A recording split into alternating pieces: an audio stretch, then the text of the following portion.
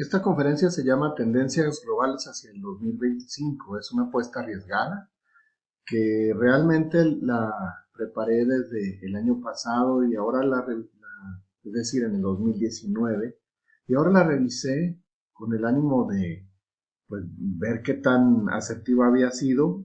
Vamos a decir que solamente lo único que no había pensado, que creo que nadie en la humanidad había pensado, es que íbamos a tener una pandemia de las dimensiones que la hemos tenido.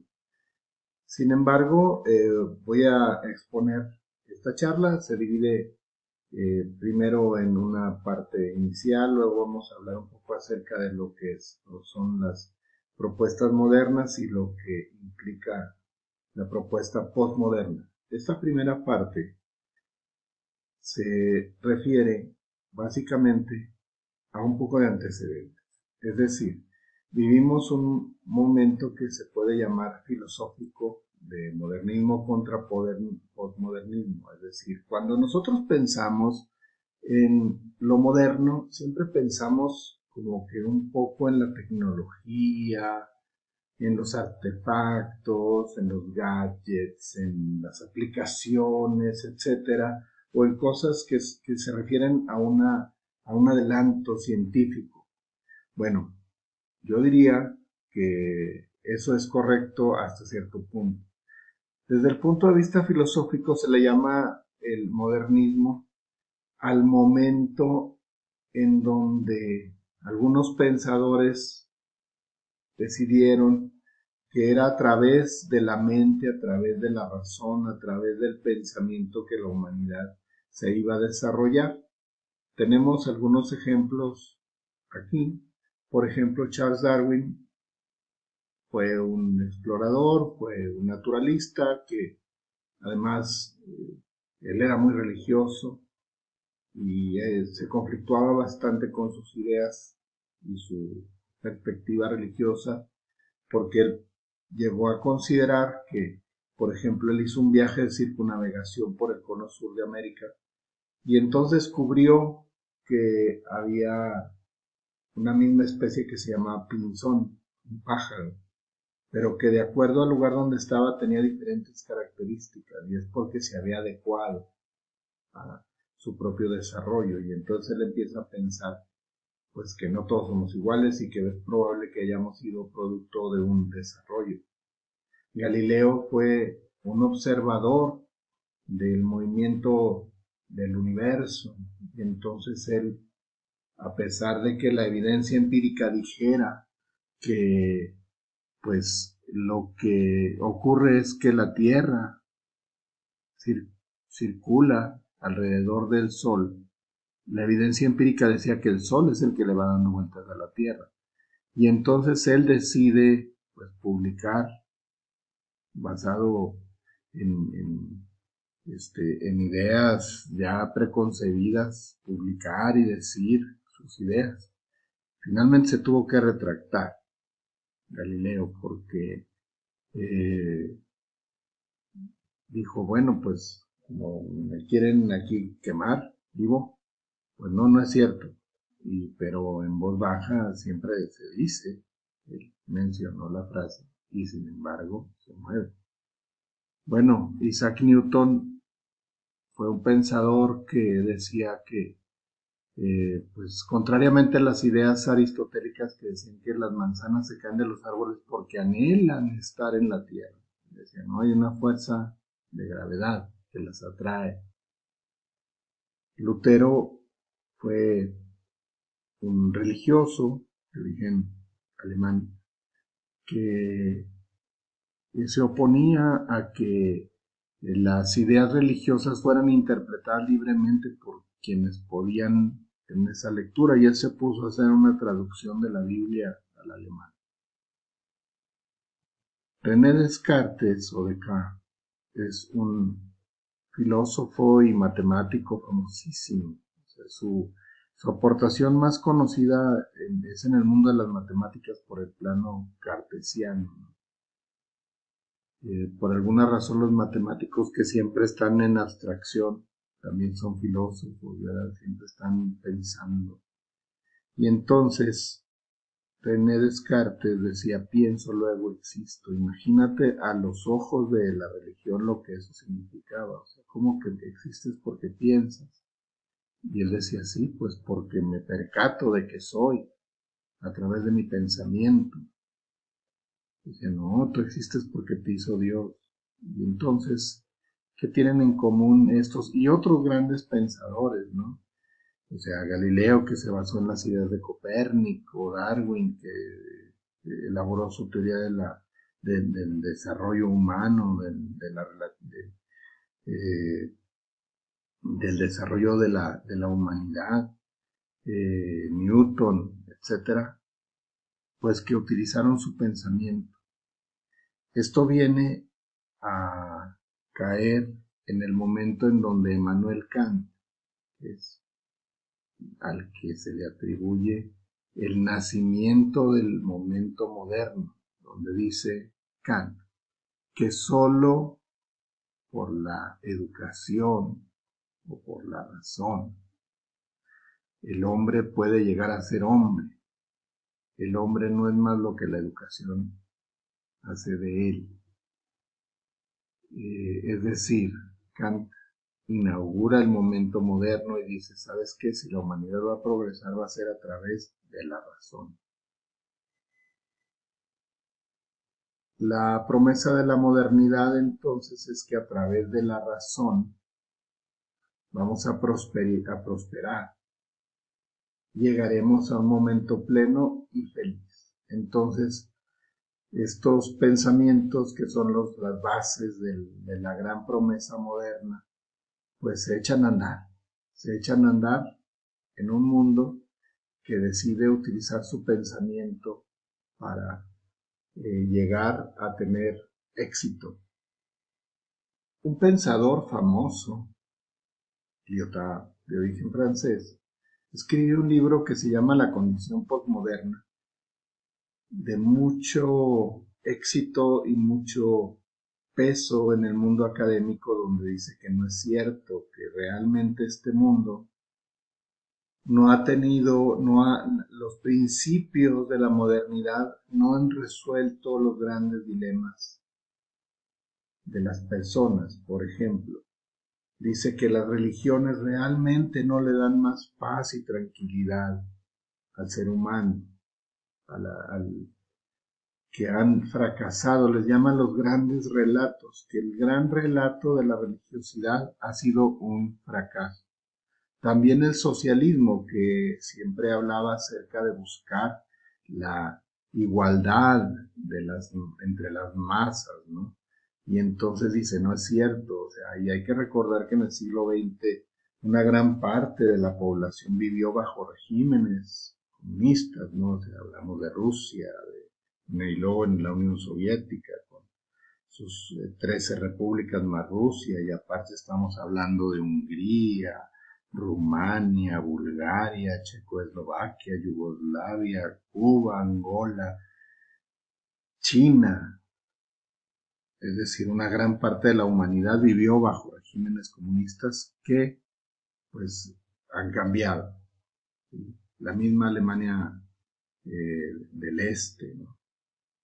El capitalismo, también dice Lyotard, que tampoco ha resuelto el problema de la felicidad del ser humano. Ha hecho felices a algunos probablemente, pero no a toda la humanidad. Pero tampoco la ilustración, el iluminismo, es decir, no ha sido a través del gran pensamiento que se ha resuelto esto, porque la gente sigue teniendo esa sensación de que algo le falta en su vida.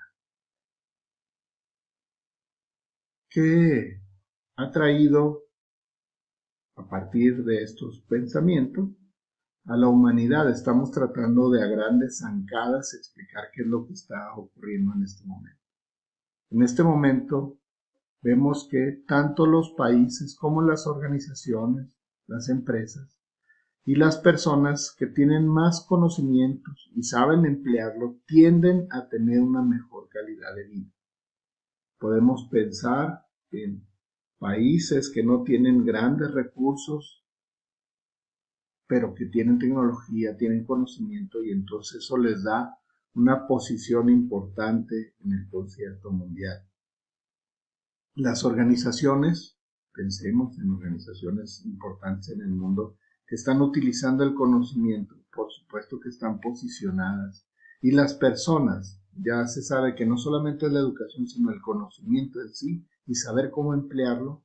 Y no se habla acerca de una mejor posición económica, sino una mejor calidad de vida. Aquí vale la pena hacer una mención, digamos, de carácter teórico, donde se empieza a ver que el capital intelectual se basa en tres partes. Uno, que se refiere al capital humano. Dos, al capital relacional. Y tres, al capital estructural. ¿Qué quiere decir esto? El capital humano es el grupo de saberes, el conjunto de saberes que todas las personas que pertenecemos a una organización tenemos. Sin embargo, hay cosas que no se pueden medir, por ejemplo, la capacidad de relacionarse, o hay cosas que se saben, pero no se pueden poner en un currículum, como puede ser, pues, no sé, una sensibilidad, por ejemplo, para decirlo de manera general, ¿no?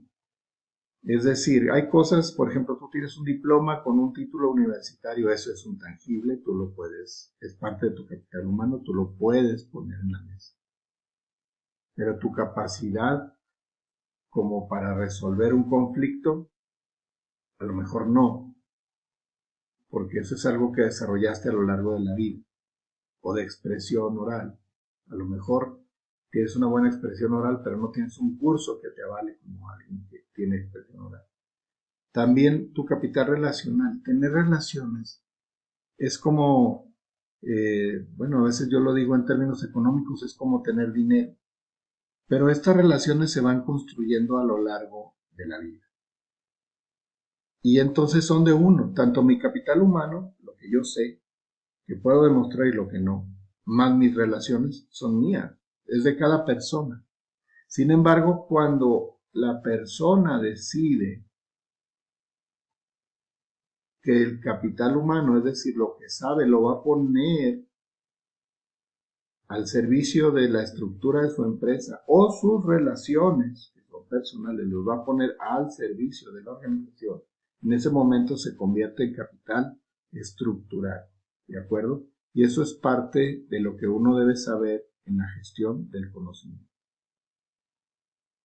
Antes de concluir esta primera parte, hablemos de una gran paradoja que tiene que ver con la población mundial. Por un lado, está creciendo muchísimo. Somos muchísimas personas en el mundo. Hemos crecido casi exponencialmente.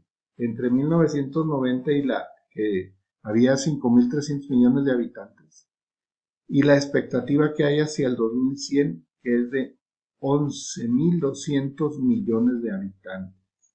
Entonces, hay que ver cómo vamos a hacer sustentable el mundo con esta gran cantidad de personas, ¿verdad? Aquí vemos este gráfico. Normalmente, hablando de demografía, se habla de pirámide poblacional porque generalmente se veía que los niños eran más que los ancianos. Poco a poco esta pirámide se ha ido modificando. Vemos que en el año 2000 ya se ve un poquito más ancha en su base, pero hacia el año 2025 esto ya parece un tonel, ¿verdad?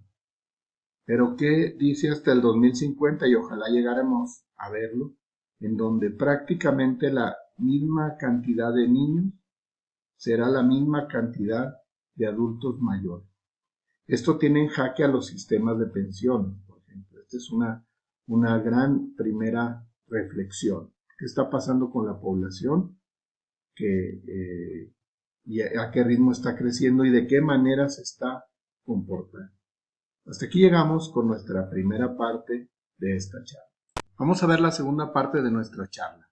En la parte anterior veíamos que la población mundial se está comportando exponencialmente, es decir, en 100 años va a duplicar su población, y también veíamos que desde el punto de vista del comportamiento de las edades de las personas, vamos a ver que hacia el 2050 prácticamente va a haber una cantidad de adultos mayores similar a la cantidad de niños que existían. Eso ya lo habíamos visto en la parte anterior. ¿Esto a qué nos lleva? Pues a que cada vez va a haber más adultos mayores. Esto nos debe poner a reflexionar en oportunidades como por ejemplo las estancias de día, así como ya existen, pero van a proliferar. Es una oportunidad inclusive de negocio, porque así como hay estancias para niños donde se dejan temprano y se recogen tarde, así va a haber necesidad de dejar encargado a nuestros adultos mayores. Los llevamos temprano a un lugar donde puedan convivir con otros adultos mayores, donde los cuiden, donde existan enfermeras y médicos y donde podamos recogerlos una vez que haya concluido una jornada laboral. Eso es con el ánimo de que pues no se queden solos y en caso de que necesiten algo pues tengan atención de primera mano, y se llaman estancias de día. No es justamente un asilo, sino es un lugar en donde vas y vienes y pagas porque atiendan a tu adulto mayor en un cierto tiempo, así como se hace con las estancias infantiles. También va a haber una gran explosión de programas educativos acordes a esta edad. ¿Por qué? Pues porque la tendencia es a que la gente crezca en su expectativa de vida. Es decir, hay gente que va a llegar a sus 60, 65 años en muy buenas condiciones, con ánimos de seguir estudiando, a lo mejor hacer una segunda carrera, etc. Una tercera expectativa tiene que ver con el turismo y el esparcimiento para adultos mayores. Es decir, viajes, cosas diseñadas, espectáculos, diversiones, especialmente para adultos mayores, porque la gran cantidad de personas que van a tener acceso a recursos inclusive y que van a poder disfrutar y tienen una cierta independencia de movimiento y de tiempo, pueden estar ahí. Entonces también lugares para turismo y esparcimiento para adultos mayores. En medicina, más geriatras y menos pediatras, porque va a haber menos niños y más adultos mayores. También adecuaciones a los sistemas de transporte, porque cada vez va a haber más gente adulta queriendo salir. En educación lo estamos viendo, esto ya lo veíamos desde el año pasado, desde el año 2019, es decir, los recursos MOOC y webinars están a la orden del día. Mucha gente, si buscamos en Google la cantidad de personas que están buscando cursos en línea, programas en línea, cursos gratuitos o inclusive pagados que correspondan a sus expectativas, ahí los vamos a encontrar. La educación virtual. Hoy estamos en presencia de que prácticamente toda la educación que hay en todo el mundo es a través de plataformas digitales. Las certificaciones, es decir, tiene mucho peso que alguien obtenga una certificación por competencias en determinados campos, es decir, que cada vez tiene más aceptación a la par que un título profesional o un grado académico, una certificación en determinado campo del conocimiento. Y una noción interesante son los estudiantes internacionales a distancia, es decir, yo puedo a través de una plataforma como puede ser cualquiera de las que estamos utilizando, como puede ser Zoom o como puede ser Google Classroom o como puede ser Microsoft Teams, que yo pueda tomar cursos y estar inscrito en una universidad de cualquier otra parte del mundo sin necesidad de trasladarme. Y esto cada vez se ve como una tendencia más importante. Otra tendencia importante que ya se venía viendo, esto no es nuevo, es más, el home office ha sido como una especie de recurso por la pandemia, porque las empresas han procurado que mejor la gente se quede trabajando en su casa, pero la implicación que tiene que ver con el home office tiene que ver con que la persona usa menos tiempo trasladándose, utiliza sus propios recursos, su propia computadora, su propio internet y todo lo demás, y Puede ser que tenga, si la naturaleza de su trabajo se lo permite, lo pueda hacer así. Se estima que en la post-pandemia el home office siga siendo una modalidad importante para emplearse. Los nomads tiene que ver con que hay personas que, como manejan un cierto tipo de conocimiento, lo que necesitan es tener una buena computadora, una buena conexión a internet, y pueden estarse moviendo por muchas partes y no dejar de hacer su trabajo. El nomad es la conjunción, es un juego de palabras de que tiene que ver con know, que es conocimiento, y nomad, que es nómada, nómadas del conocimiento. También las compensaciones variables, es decir, hoy en día prácticamente en todo el mundo hay prestaciones que tienen que ver por el hecho de que tú trabajes para una compañía.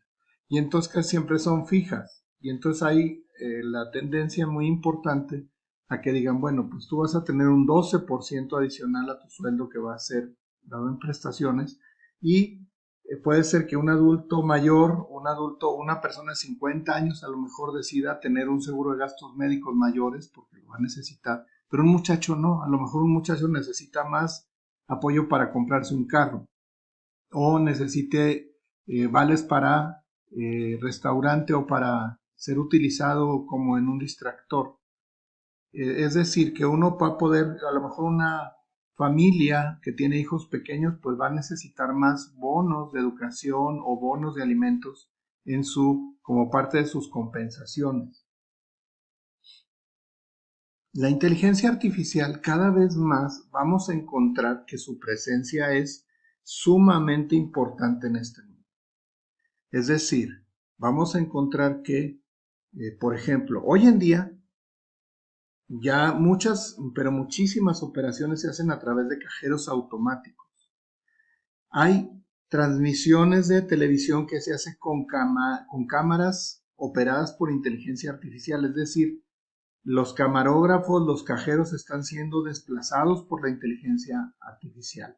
Los ensambladores, es decir, personas que estaban manualmente haciendo cosas, están siendo desplazados por la inteligencia artificial.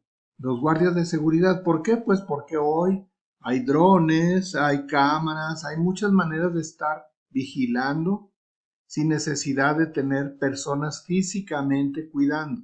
Además, todo lo que se haga por procedimiento, todo lo que pueda ser programado a través de un procedimiento está siendo ocupado por inteligencia artificial. Estamos hablando de bots, o sea, no solamente estamos hablando de robots que en la industria, en la manufactura. Si ustedes entran a muchas páginas que tienen acceso a asistencia en línea, mucha de esta asistencia en línea está programada artificialmente, no hay una persona contestando las dudas. Inclusive el otro día estaba viendo pruebas en donde los umpires de béisbol están siendo suplidos por, eh, por inteligencia artificial. Pero así como esto hay personas con discapacidad, como personas con sordera, con ceguera, que están siendo asistidos por inteligencia artificial. La inteligencia artificial está supliendo cuestiones educativas, etcétera. Entonces, una tendencia muy importante hacia el futuro es la inteligencia artificial.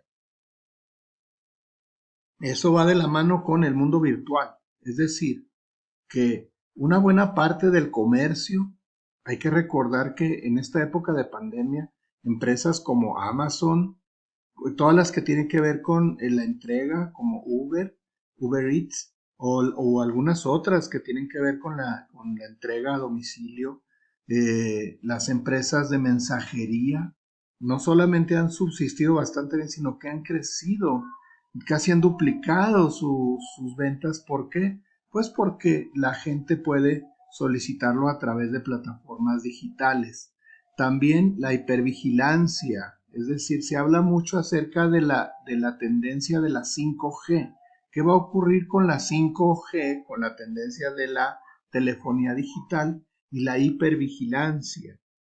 Es decir, que a través de los nuevos sistemas de telefonía celular vamos a poder estar siendo pues necesarios, que se haga una especie de ser un ciudadano modelo porque vas a estar siendo vigilado en todo el mundo. Esto ya está en China, ¿sí? Esto ya está en países muy avanzados. También, por ejemplo, tenemos la cuestión del dinero. El dinero prácticamente va a desaparecer porque en muchos lugares, por ejemplo, inclusive hay lugares como en China donde todo es a través de aplicaciones, a través del teléfono celular, de la telefonía inteligente. Inclusive vi un documental recientemente donde hay una persona que está pidiendo dinero y no tiene una vasija para que le den moneda, sino que tiene una especie de cardex o eh, de cuestión que le permita tener un código de barras en donde la gente le pueda transferir dinero, como una especie de gafet, con un código de barras donde la gente le puede transferir dinero a una persona que está solicitándolo. Esto ya está en Asia y en algunos países nórdicos. Inclusive la recaudación va a ser todo a través del mundo virtual, todo a través de transferencias. La misma docencia, la misma docencia va a ser muy importante a través de la virtualidad para que nosotros que nos dedicamos, yo me dedico a la docencia, estemos tomando nota al respecto. Y el nombre del juego del futuro son los megadatos. Es decir, se ganan elecciones, se ganan mercados a través del uso de los megadatos, de la gran cantidad de datos que se recaudan porque uno donde quiera va dejando huella. A través de redes sociales, a través de lo que consumes, a través de lo que compras vía Amazon, a través del uso de tu tarjeta de crédito, tú tienes un perfil personal, un perfil de edad, un perfil socioeconómico, un perfil sociológico, inclusive de preferencias que te llevan a que estés como parte de un grupo. No es casualidad que cuando uno circula por redes sociales, por su correo electrónico, reciba todo tipo de impactos visuales que tiene que ver con tu perfil. Hay una tensión en este momento que se siente muy fuerte, que es la apertura contra el proteccionismo. Es decir, hasta antes de esta pandemia se venía viendo una gran cantidad de personas moviéndose por el mundo, la multiculturalidad, la movilidad académica, las diásporas. Sin embargo, hay un neoproteccionismo y esto lo vemos en países como a lo mejor en Estados Unidos, pero lo vemos también en Alemania, en Hungría, en Italia, que están protegiendo sus fronteras. Es decir, que ya no hay tanto impulso hacia esta movilidad internacional. Es decir, aparentemente el cambio viene muy fuertemente hacia que las personas batallen más para moverse. Entonces, todo este movimiento internacional probablemente tienda a disminuir drásticamente. Bueno, como veíamos en la gráfica, una de las gráficas anteriores, el mundo va a tener un exceso de población.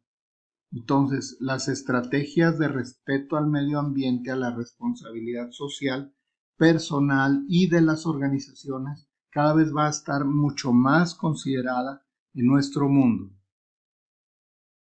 En nuestra siguiente entrega vamos a hablar acerca de lo que le podríamos llamar los pequeños relatos postmodernos. Hasta aquí llegamos con nuestra exposición. Pues llegamos a la tercera parte de esta charla que se llama Tendencias Globales hacia el 2025. Como les decía al final del video pasado, hay algo que el mismo Lyotard le llama pequeños relatos postmodernos.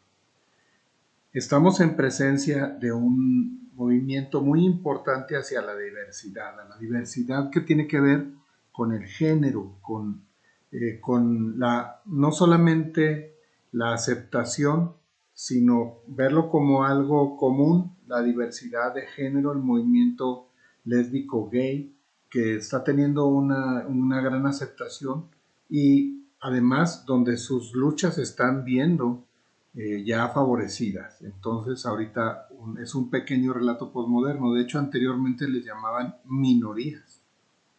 Otra es lo que tiene que ver con la equidad de género o enfoque de género.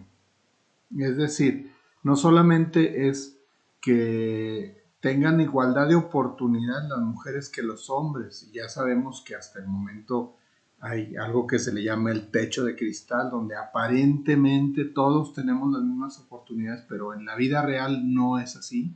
También donde la perspectiva de género está teniendo cada vez más aceptación, tiene que ver también con un poco con la diapositiva anterior que hablaba de la diversidad, ¿de acuerdo?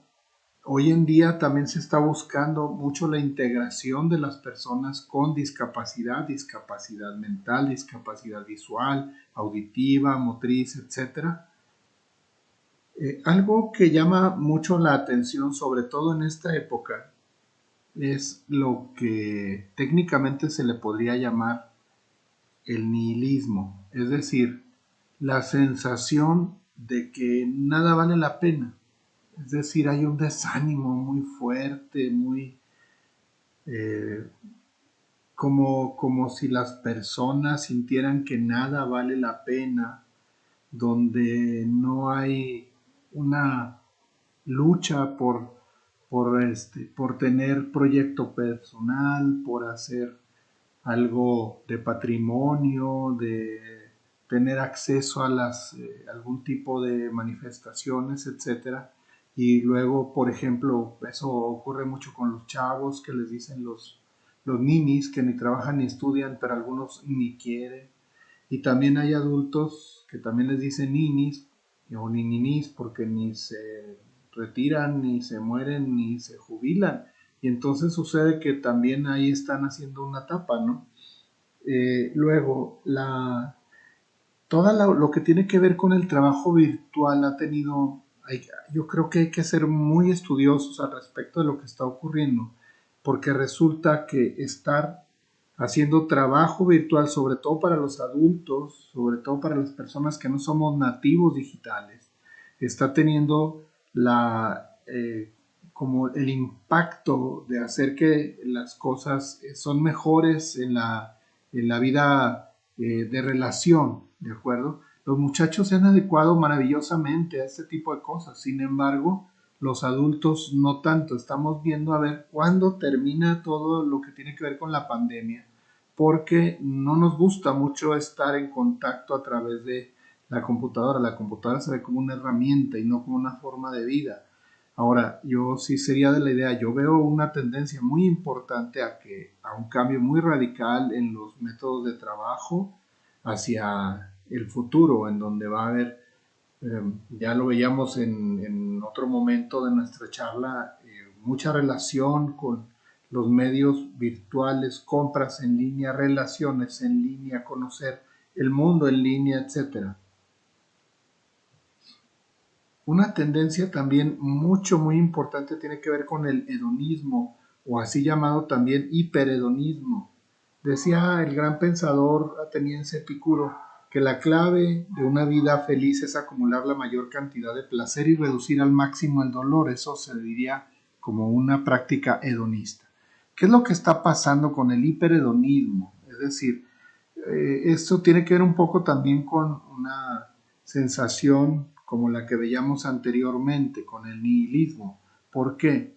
Pues porque se supone que si tú dices, bueno, es que yo no sé qué va a ocurrir el día de mañana, entonces hay que disfrutar la vida hoy, y hoy hasta que revientes. Entonces, y hasta que revientes es tal, parece que fuera literal, ¿verdad? Entonces la gente se está reventando, tiene mucha actividad sexual, los muchachos, mucho consumo de alcohol, de drogas, etcétera, porque se busca el placer a ultranza, el placer por el placer mismo, ¿verdad? Pensando que probablemente ya no se va a tener una oportunidad para ir llevando las actividades de la vida. Entonces una tendencia importante aparte del nihilismo y que es bastante indeseable tiene que ver con el hiperhedonismo.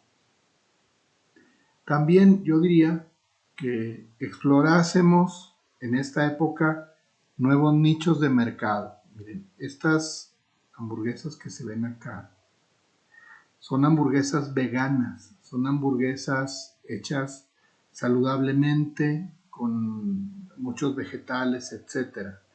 Entonces, ¿qué es lo que está ocurriendo? Que las personas están buscando están volteando a ver un estilo de vida más saludable. También hay una fuerte tendencia al respeto a la ecología, y eso tiene que ver con que respetes la vida animal, lo que te estás comiendo, etcétera. Entonces, si somos empresarios de la vida empresaria, también hay que buscar a ver que hay personas que cada vez más van a estar buscando alimentación saludable, productos saludables, ecológicos. Entonces, inclusive están dispuestos a pagar un poco más por tener acceso a un consumo más saludable o que respete el cambio climático y la naturaleza, ¿verdad? Otra tendencia de mercado muy importante tiene que ver con las mascotas. A mí me llama la atención que inclusive se les ha denominado perrijos, por ejemplo. Y yo conozco casos de perritos que viven pues una vida como si fueran humanos, es decir, tienen reuniones sociales, les hace pastel de cumpleaños, tienen cuidados que tienen que ver con la alimentación, con sus vacunas, y el trato que se le da es de, pues como si no fuese un animal, sino más bien un miembro más de la familia.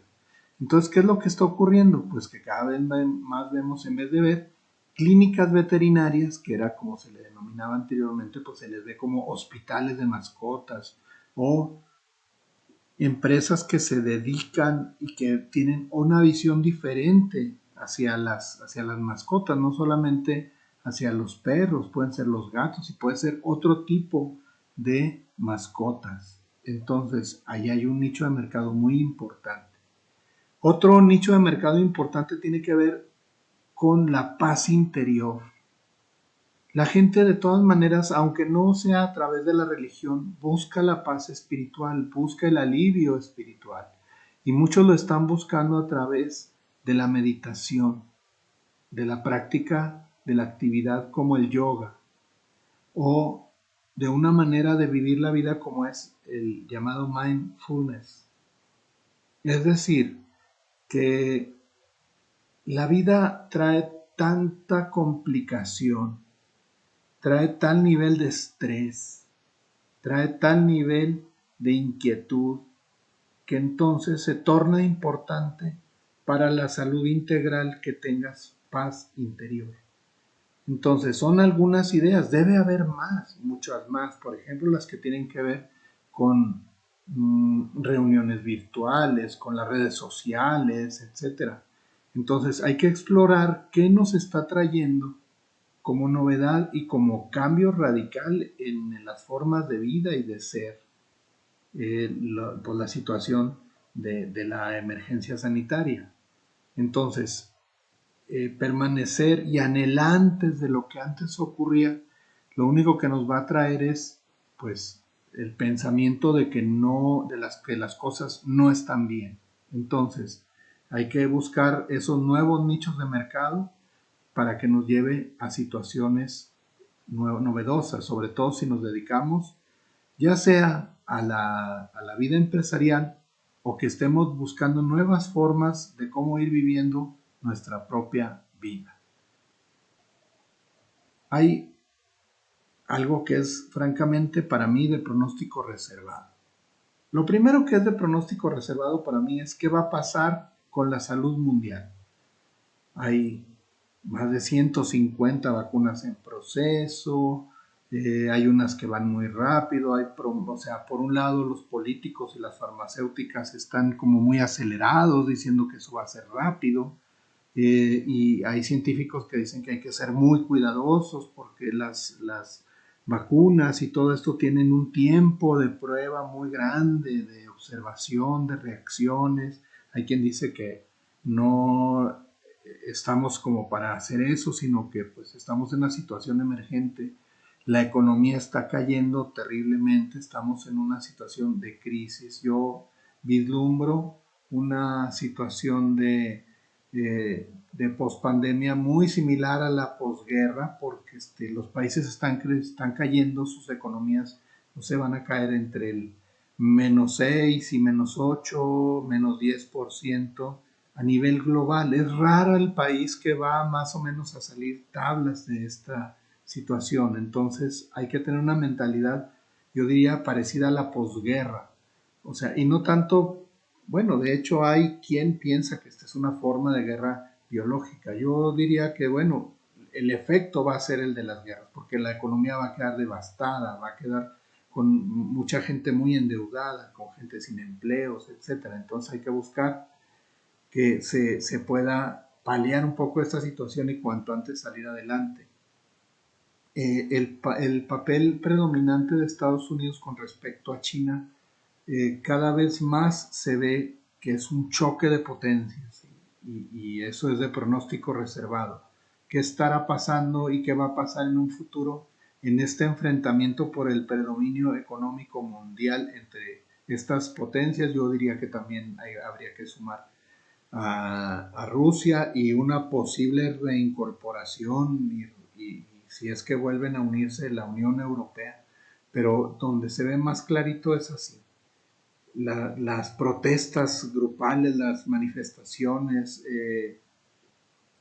lo que tiene que ver con la igualdad y equidad hacia las mujeres, la protesta por la violencia ante las mujeres, ante la discriminación racial, ante la vida de personas de razas minoritarias, etcétera. También eso lo vamos a estar viendo y no sé en qué medida, a pesar de que estamos en una situación de contingencia, cada vez más vemos protestas, manifestaciones de mucha gente. Y luego, por otro lado, la tecnología. O sea, la escasez de ventas, la baja de ventas de automóviles ha hecho que las empresas rápidamente estén reconvirtiendo las empresas automotrices hacia lo eléctrico y se supone que en un futuro este tipo de vehículos van a ser autodirigidos, donde la cuestión de la conducción va a ser diferente. Inclusive se dice que no va a ser necesario que uno tenga un automóvil, sino que pues va a ser un servicio de transporte selectivo, etcétera, etcétera. Pero hay que estar muy al pendiente de lo que está ocurriendo. Aparentemente esto va a ser más rápido de lo que podemos pensar. Tiene que ver, sí, con una parte de respeto al medio ambiente y todo lo demás, pero también una escasez de combustibles fósiles. Cada vez hay menos, cada vez vale menos y cuesta más trabajo la refinería de los combustibles fósiles. Entonces habría que ver esta reconversión hacia lo eléctrico y otro tipo de energías. Entonces, esta es la tercera parte de nuestra charla. Vamos a terminar con unas reflexiones que tienen que ver con personajes de la vida cotidiana, como don Guillermo, como doña Socorro, pero hasta aquí vamos a dejar por este momento. Concluimos nuestra charla con unas pequeñas reflexiones. Dos historias. Don Guillermo es un hombre mayor, debe tener menos 80 años, y toda su vida ha sido empresario. Últimamente se ha dedicado a la fabricación de productos que les vende a empresas del mar, a empresas pesqueras que salen a alta mar a pescar, que tiene que ver con fundiciones. Y me decía que últimamente ha tenido muchos problemas para poder comercializar sus productos porque está teniendo una gran competencia por parte de productores de origen oriental, particularmente de los chinos.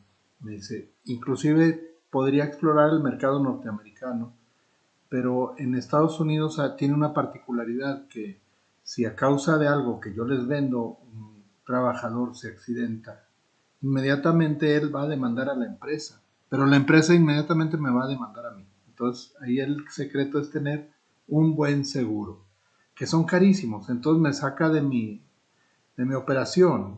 El modelo de negocios de este señor tiene que ver con una estructura corta, una estructura pequeña.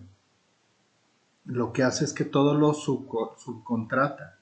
Él encuentra a los clientes, tiene muy buenas relaciones, encuentra cuáles son los diseños y entonces se los da a muy buenos talleres pequeños y medianos de fundición, y entonces toda su operación de costos fijos relacionados con el personal es pequeño porque todos los contrata, y entonces su ganancia tiene que ver con la intermediación. Sin embargo, él ve que pues esto se está terminando, este campo de negocios se está terminando, y pues siendo un hombre mayor, yo supondría que él se iba a dedicar pues a la vida tranquila, a disfrutar a sus nietos o qué sé yo, pero nada más alejado de la realidad. Yo le pregunté qué iba a hacer. ¿Qué va a hacer, don Guillermo? Pues dice, no, ya estoy viendo qué oportunidades se van a abrir una vez que se acabe la pandemia. Puede ser que venga algo relacionado con energías renovables, con el cambio climático, con tecnologías de la información. Dijo, yo estoy tomando ahorita un par de diplomados porque quiero, en cuanto termine la pandemia, cambiar de giro inmediatamente y ser de los primeros que va a empezar a emprender en negocios relacionados con el cambio hacia la nueva realidad. Entonces, a mí me dejó una gran enseñanza porque es una persona que en vez de estar viendo hacia atrás, y vaya que tiene logros personales, empresariales, él está viendo hacia adelante, hacia el futuro, que es algo que yo le aprendí. ¿Qué vamos a hacer en el futuro? ¿Qué voy a hacer? Y él, como toda su vida se ha dedicado a la empresa, bueno, él así se ve, pero yo diría a cualquier persona, ¿a qué te has dedicado? ¿A la vida religiosa?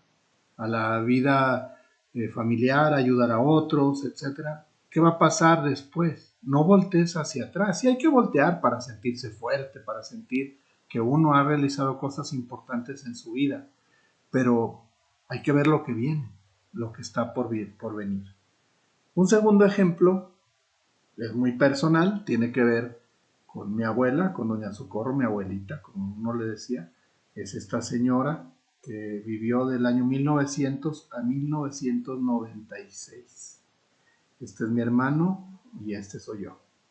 Eh, y algo que a mí me llamaba mucho la atención cuando yo platicaba con mi abuelita, que por cierto, ella era muy platicadora y yo creo que algo le aprendí a ella al respecto de ser platicador. Ella siempre me decía que a ella le había tocado vivir una vida llena de cambios, porque nació en 1900, entonces ella vivía en una hacienda en el estado de Durango, y a ella le tocó ver el nacimiento del movimiento revolucionario cuando tenía 10 años. Luego, todo lo que fue el movimiento de la Revolución Mexicana. Luego, el triunfo de la Revolución Mexicana y los primeros gobiernos de la Revolución. Le tocó ver la Guerra Cristera, la Primera y la Segunda Guerra Mundial. Le tocó ver cambios tecnológicos, pasar de utilizar la vela para iluminarse a utilizar el foco. El radio portátil, el radio de transistores, la televisión en blanco y negro, la televisión a color con control remoto, viajar, el uso del automóvil, el uso del ferrocarril, cambiar al avión, utilizar el avión, la forma de atenderse, los medicamentos, todo lo que tiene que ver con, le tocó ver el cambio del uso de la música, desde el fonógrafo, el disco de acetato, los cassettes, los CDs, etcétera. Y de hecho le tocó vivir una serie de cosas que en realidad siempre la maravillaron, siempre la maravillaron. Y ella me decía que siempre, o sea, y hay épocas muy duras, épocas mejores, económicamente hablando, pero siempre, siempre pensando en la maravilla que le había tocado ver y vivir. Tanto el mensaje de don Guillermo como de doña Socorro, yo los traigo a colación porque a mí me gusta dejar un mensaje positivo, un mensaje que diga, oigan, vivimos tiempos complicados. Yo soy mexicano y como mexicano que soy, a nosotros nos había, y de la época que me tocó vivir, o sea, no nos había tocado vivir una situación de este tipo. Ahora la estamos viviendo. Es complicado, es muy difícil vivirla. Sin embargo, lo que menos podemos hacer es echarnos para atrás. Hay que cuidarnos y echar para adelante. Tener una actitud positiva ante lo que nos toque vivir. Termino mi charla con dos frases, una de un gran pensador que yo siempre admiré mucho, que es Peter Drucker, que habla acerca de que la mejor manera de predecir el futuro es crearlo. Hay que crear el futuro. También de alguien pues muy polémico, pero además un ícono en la industria y sobre todo en la industria automotriz, como lo es Henry Ford, que él decía que tanto si crees que puedes como si crees que no puedes, estás en lo cierto. Este es mi correo electrónico personal. Yo soy el doctor Jorge Caballero. Esta es una de mis redes sociales. Sin embargo, pues ya ven, me van a encontrar en YouTube. Me pueden encontrar en mi perfil de Facebook que viene con mi nombre, Jorge Caballero. O en Instagram.